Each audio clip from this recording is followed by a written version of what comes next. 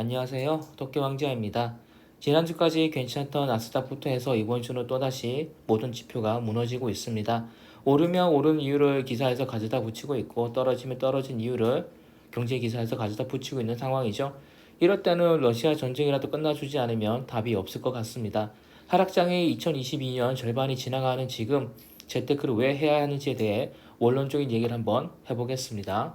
제 지인 중에는 정말 역대급 구두쇠가 있습니다. 전국구라고 할 정도의 사람인데 오죽하면 처가댁에 있는 장인이 미친놈이라고 욕할 정도의 사람입니다. 이 사람은 처가에 갈 때도 5만 원이라도 용돈을 드리면 꼭 5만 원치 이상은 가지고 나간다고 자랑을 하는 사람입니다.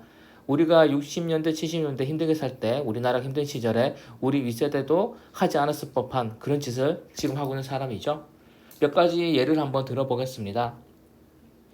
이 사람은 갑자기 어떤 나라에 꽂혔습니다. 그래서 거기에 가서 사업을 할 거라고 얘기를 했습니다. 꽂힌 계기도 그냥 해외여행을 한번 가보고 마음에 든 게 끝입니다. 그 나라에 특별한 인맥이 있는 것도 아니고 자기가 현지 뭐 사업을 하고 있는 것도 아니고 그냥 여행 가보고 마음에 들어서 사업을 할 거랍니다. 그런데 사람을 쓰면 돈이 들어가니까 자기가 직접 외국어를 배워서 사업을 할 거라고 합니다. 외국에 아무런 기반도 없는 사람이 그 나라 사람 쓰지도 않고 자기 혼자서 뚫어보겠다고 얘기를 하는 거죠. 그러면 외국어라도 열심히 하느냐? 돈이 아까워서 이 사람은 학원은 가기 싫고 책도 사기 싫은 겁니다. 그래서 유튜브에 있는 영상만 보고서 마스터를 하겠다고 합니다. 참고로 이 사람은 공부를 열심히 해본 적도 없는 사람이고요. 그래서 제가 아무런 베이스 없이 유튜브 보면 안 된다. 일단 한 번이라도 그 나라의 언어에 대해서 기초 골격을 잡고 나와서 유튜브로 보라고 보내줬습니다. 하지만 듣지 않았습니다. 자기는 이렇게 검색을 해서 나온 영상을 보더라도 마스터를 할 수 있다고 믿고 있습니다. 뭐 또 다른 예시 들어보면 이 사람은 타이어 값이 아깝다고 해서 고물상에 가서 폐타이어를 주워다가 갈아 낀 적도 있습니다. 운전을 해본 사람들은 아시겠지만 타이어는 정말 좋은 걸 써야 합니다. 우리 생명과 직결되는 건데 그래서 재생 타이어도 위험할 수 있는 판에 이 사람은 폐타이어를 주워다가 쓰는 거죠. 그러면 얼마나 위험할지 말할 것도 없는 겁니다. 그리고 이 사람은 2020년대를 살면서 아직도 인터넷 뱅킹을 쓰지 않습니다. 신용카드도 있으면 돈을 쓰게 된다는 이유만으로 이 사람은 오직 현금만을 쓰고 진짜 어쩌다 한 번씩 카드를 쓰는 날은 그 다음날에 바로 입금을 해버립니다. 당연히 인터넷 뱅킹 할 줄 모르니 이 사람은 직접 은행에 가서 은행원에게 현금을 주고 입금을 하는 거죠. 인터넷 뱅킹을 하면 자기 자리에서 1분도 안 걸릴 일을 이 사람은 몇십 분씩 써가면서 때로는 1시간 정도 써가면서 고생을 하는 겁니다. 그리고 이 사람은 빚이 없어야 된다는 생각에 집을 살 때도 오직 현금으로만 집을 샀습니다. 대부분의 사람들이 집을 살 때 대출을 끼고 사는 것처럼 이 사람도 만약 집을 살 때 대출을 꼈으면 더 비싼 집을 샀을 거고 더 많은 시세 차익을 노릴 수 있었을 텐데 이 사람 현금으로만 집을 사서 그만큼의 차익을 덜 누리게 된 거죠. 그렇지만 이 사람은 자기 집이 올랐다고 좋아하고 있습니다.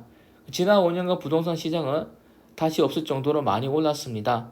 살면서 이런 폭등장은 다시 만나기 어려울 건데 바꿔 말하면 이 대박 기간을 이 사람은 제대로 누리지 못한 거죠. 흔하게 자주 오는 기간이라면 한번 놓치더라도 다음 기회에 찾으면 되겠지만 이런 경우는 정말 두 번 다시 없을지도 모를 정도의 대박 기간이었기 때문에 이 기회를 제대로 못 누리게 되면 그만큼 손실을 보는 거죠. 이 사람이 산 집은 3억이었고 그리고 작년에 8억까지 올랐습니다. 물론 지금 시세가 좀 빠진 걸로 알고 있고요. 그렇지만 3억에 대출 끼고 6억짜리 사셨으면 이 사람이 샀던 집은 10억대가 넘어갔겠죠. 그만큼 돈을 더 벌 수 있었던 겁니다. 그런데 이 사람은 돈을 더 벌 수 있는 길을 날리고 자기는 빚이 없어서 부자라고 생각하고 살고 있는 거죠. 이 사람은 돈이 아깝다고 회사 동료들의 경조사도 챙기지 않습니다. 챙겨봐야 남는 게 없는데 왜 챙기냐고 얘기를 하더라고요. 하지만 사람 사이 관계라는 게 그렇게 돈으로만 결정되는 건 아닙니다. 그리고 이 사람이 왜 처가식들한테 미친놈 소리까지 듣냐고 하면 앞서 말씀드린 것처럼 5만 원어치 들고 오는 것도 있지만 이 사람이 뭐 예를 들어 이 사람이 신혼집에 이사를 할 때도 돈 아낀다고 장인이랑 처남을 데려다가 이삿짐을 나르게 시켰다고 합니다. 그러면서 기껏 수고했다 해줬던 게 중국 요리 사주고 치웠다고 합니다. 보통은 저가 식구를 이삿짐 나르러 부릴 생각은 안 하지만 정말 만약에 부렸다 하더라도 근사한 대접을 하겠죠. 근데 이 사람한테는 그런 게 아니었죠. 그러니까 이 사람은 처가 식구라는 건 그냥 자기랑 살아준 아내 가족일 뿐인 거고 그 이상도 그 이하도 아니었던 겁니다. 그런 식으로 처가 식구로 대하니까 당연히 처가댁에서 이 사람을 좋게 볼 리는 없는 겁니다. 이 외에도 이 사람은 뭐 자기 부모님한테 가서 제사 같은 거 안 지낸다고 했습니다. 그러니까 종교적인 이유가 아니라 굳이 명절에 그래 돈 아깝게 왜 지내냐는 얘기를 했던 거죠. 그래서 이 사람의 부모님은 선산을 다른 형제한테 물려주려고 했는데 그래서 이 사람도 장남이 자기한테 왜 안 물려주냐고 따졌다고 합니다.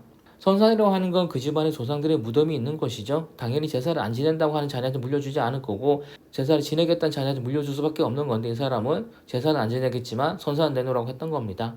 또 이 사람은 뭐 카페에 가는 것도 돈 낭비라고 생각을 합니다. 저한테 대놓고 얘기했던 게 평일 낮에 여자들이 카페에 있는 걸 이해를 못한다고 합니다. 그래서 자기 자녀들한테도 절대로 저렇게 살면 안 된다고 얘기를 했다고 하더라고요. 여러분, 우리는 지금 어떤 시대에 살고 있을까요? 바로 자본주의 시대에 살고 있는 겁니다. 누구나 돈을 벌 수 있는 기회가 널려있고 자기가 잘만 하면 쉽게 돈을 벌 수 있는 세상을 우린 살고 있는 거죠. 이런 세상에서 그래도 세계 경제 10위권의 대국을 살면서 이 사람은 부부가 맞벌이 하면서도 빚도 없는데 이렇게까지 아낄 필요가 있는가라는 생각을 가끔씩 해보게 됩니다. 그리고 아버지가 이렇게 살아버리게 되면 자녀들의 생각도 굳어버릴 수밖에 없는 거죠. 한 번은 이 사람의 자녀가 고등학생인데 자기한테 뽀뽀까지 해주면서 용돈을 달라고 애교를 부렸다고 합니다.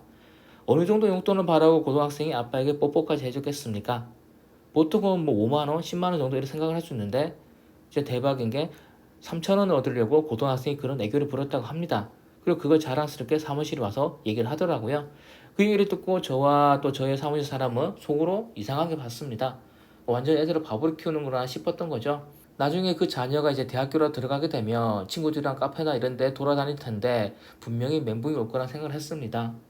3천원 받자고 그런 애교를 부렸던 자녀가 뭐 카페에 가서 5천, 6천짜리 커피를 보게 되면 어떤 생각을 할까요? 그리고 그렇게 다른 생각을 해버리면 친구들이랑 잘 사귈 수도 없다고 생각을 합니다.